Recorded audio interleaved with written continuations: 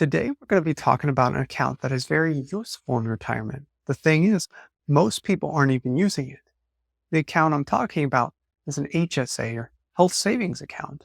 And this is the only account that offers a triple tax advantage, meaning we have tax-free contributions, tax-free growth, and tax-free withdrawals for qualified medical expenses. So today I'm going to be talking about the contribution limits of an HSA, a strategy to maximize its potential, and the long-term benefits this account offers.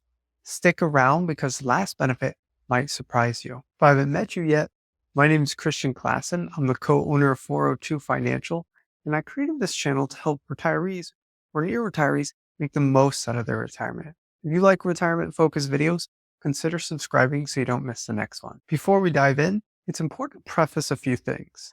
Number one, you can only have an HSA account if you have a high deductible health plan. And this account shouldn't be confused with an FSA or flexible savings account, which is an account where if you don't use the funds in that year, you lose them. That's not the case with an HSA. Secondly, you need to make sure your high deductible health plan is HSA eligible because not all plans are. With that being said, what are the contribution limits in 2024? In 2024, you can contribute up to $4,150 for individuals and $8,300 for families. And if you're over 55, you can add an extra $1,000.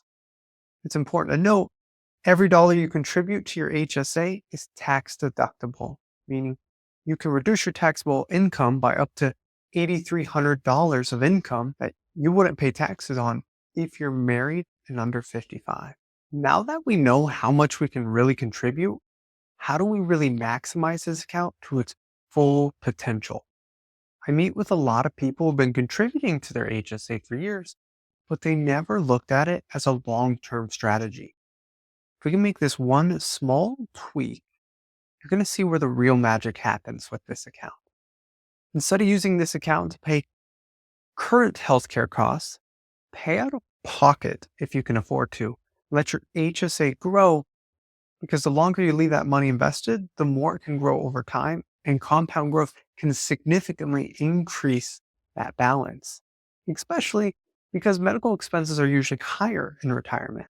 Let me show you an example of this strategy. Let's say you put $8,000 in your HSA every year, and you have $8,000 in medical expenses every year, and you pay off these expenses when they come up, which isn't a bad thing.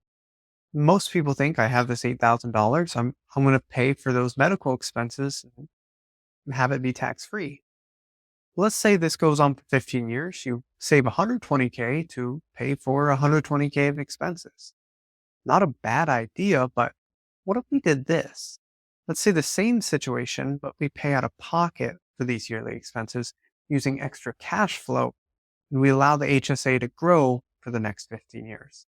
Let's say with a 7% rate of return, you potentially have an ending balance of $223,000 in your HSA account. And you can use this in retirement, and it's especially nice because medical expenses are usually higher the older you are.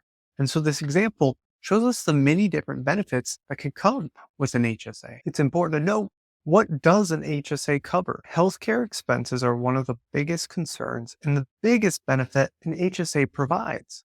You can withdraw for qualified medical expenses completely tax-free. So if you save and invest that money now, you're going to have a tax-free source of funds for medical expenses later. And the list of things an HSA covers includes things as Medicare premiums, prescription drugs, or even long-term care. The list is actually quite extensive, so I'm going to put a link in the description below for all the things an HSA does and does not cover.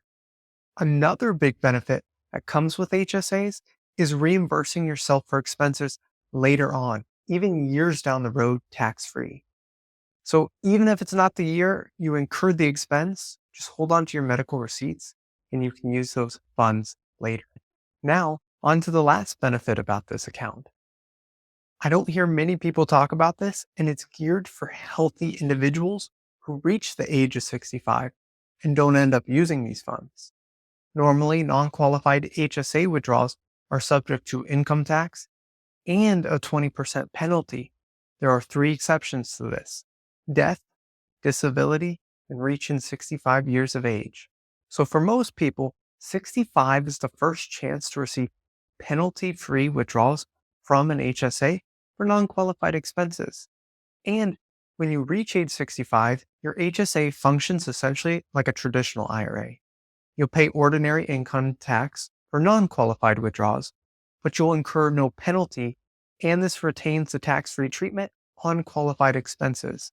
So if you're blessed with good health and you've maxed out your IRA every year, this account is like putting another $4,000 to $8,000 a year to a pre-tax account, giving you even more tax-deferred growth. If you found this information helpful, give this video a like and subscribe to the channel for more tips on maximizing your retirement savings. If you'd like to discuss your personal retirement situation, put a link down in the description below. Until next time, I'll see you in the next video. Have a great day.